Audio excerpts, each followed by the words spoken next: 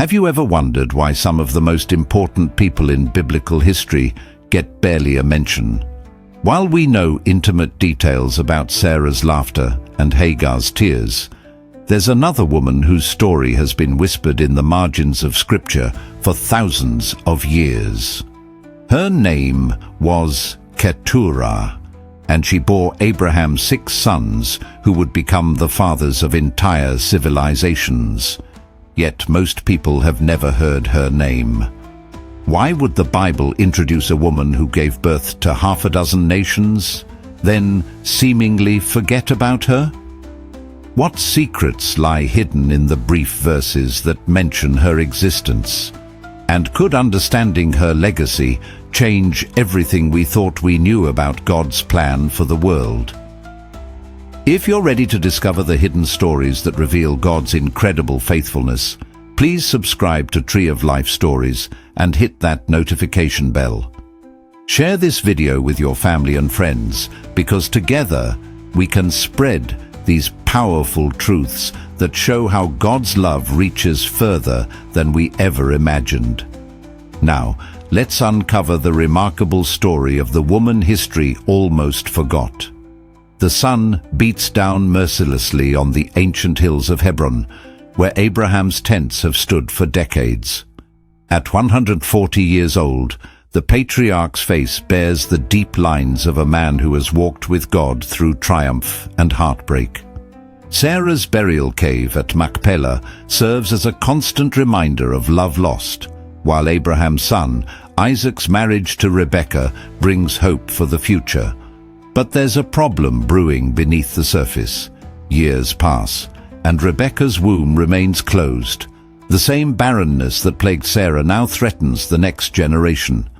Abraham watches his son's growing desperation, remembering his own decades of waiting, and a familiar fear creeps into his heart. What if the promise fails again? It's during this season of uncertainty that Genesis 25:1 introduces us to a mystery. Abraham had taken another wife, whose name was Keturah. No explanation, no backstory, no divine command. Just a simple statement that opens the door to one of Scripture's most fascinating puzzles. Who was this woman? Ancient Jewish scholars debated fiercely about her identity.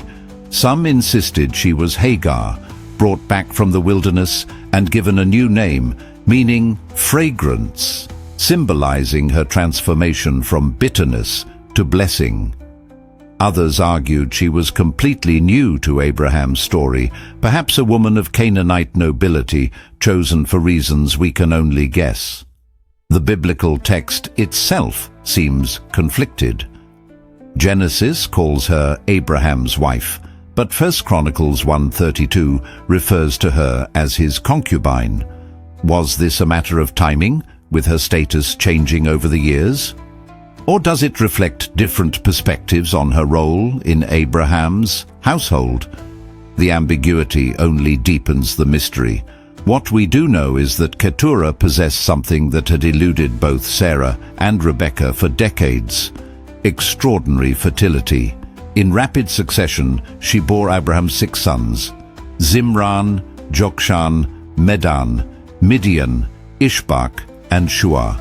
6 names that would echo through the corridors of history, 6 bloodlines that would shape the ancient world. Each son carried a destiny in his very name. Zimran, possibly meaning singer, whose descendants may have settled in the aromatic spice lands of southern Arabia. Jokshan, the fowler or hunter, became the father of 2 sons who would make their mark on history: Sheba and Dedan. These grandsons of Keturah would establish kingdoms that controlled the ancient world's most valuable trade routes. The name Sheba would become legendary.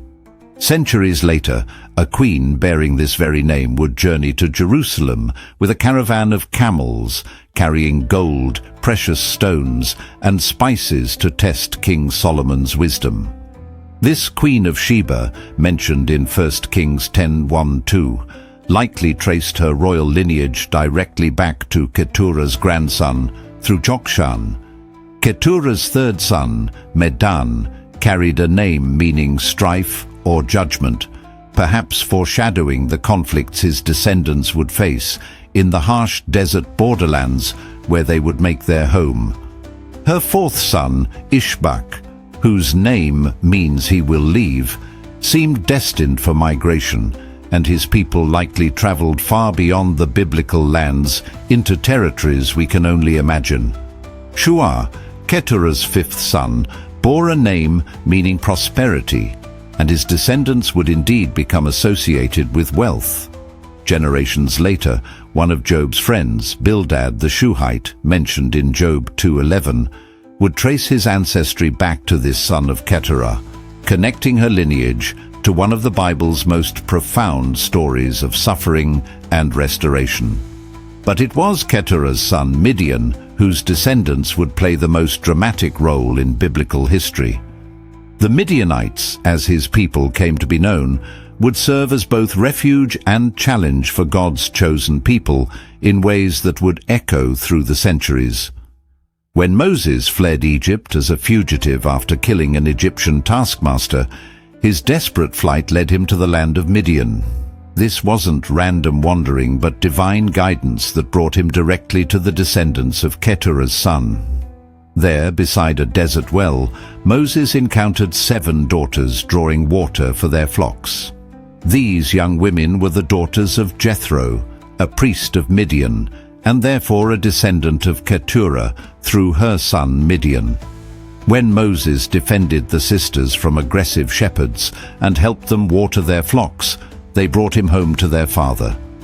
Jethro welcomed this Egyptian refugee into his household, and Moses eventually married one of Jethro's daughters, Zipporah, making Moses part of Keturah's extended family through marriage. But Jethro was no ordinary desert priest. When Moses later recounted God's mighty works in delivering Israel from Egypt, Jethro's response in Exodus 18:10-11 revealed his spiritual understanding. "Praise be to the Lord, who rescued you from the hand of the Egyptians and of Pharaoh. Now I know that the Lord is greater than all other gods." This descendant of Keturah recognized the true God, suggesting that Abraham's spiritual legacy had been preserved among his scattered sons.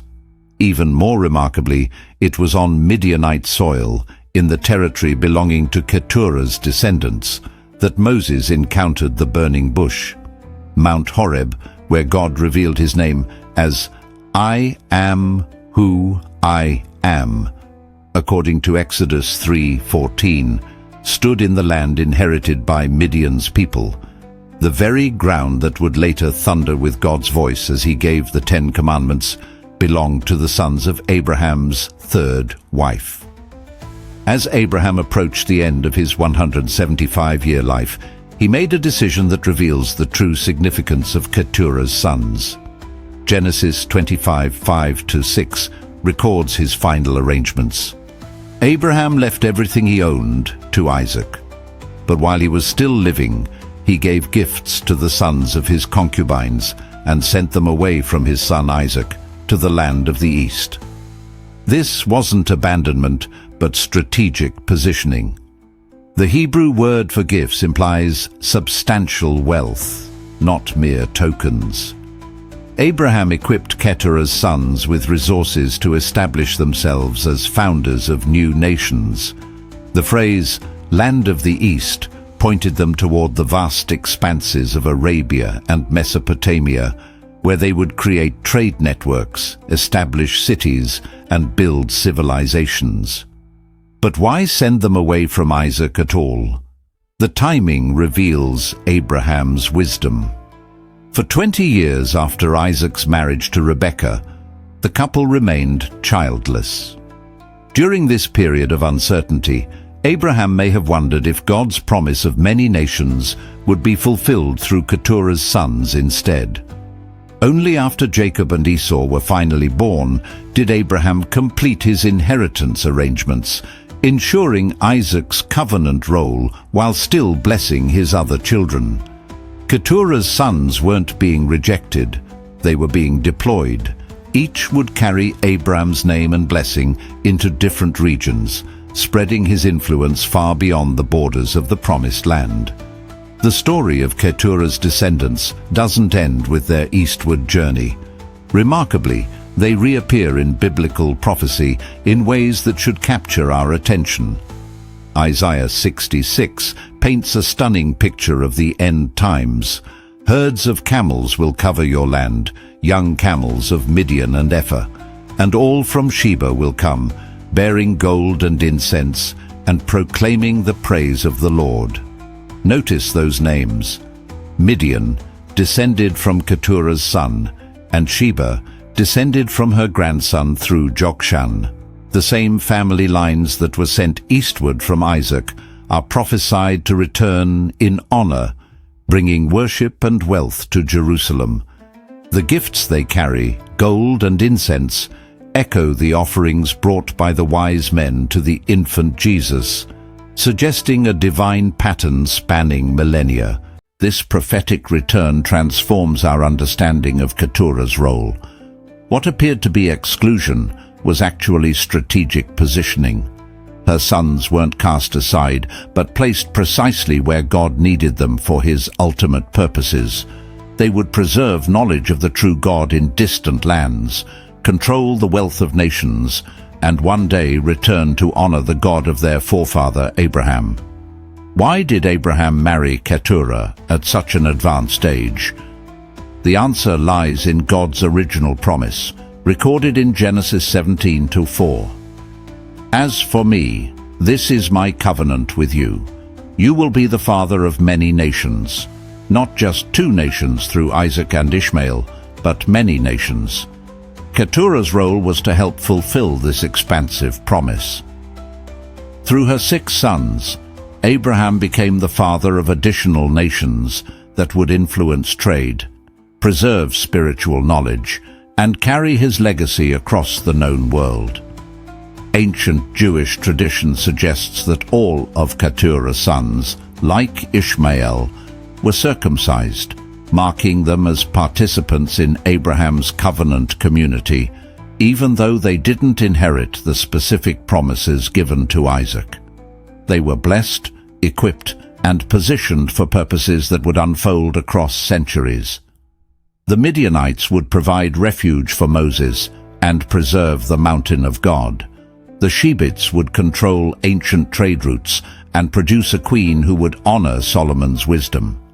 Other descendants would establish kingdoms, found cities, and influence civilizations in ways we're still discovering through archaeology.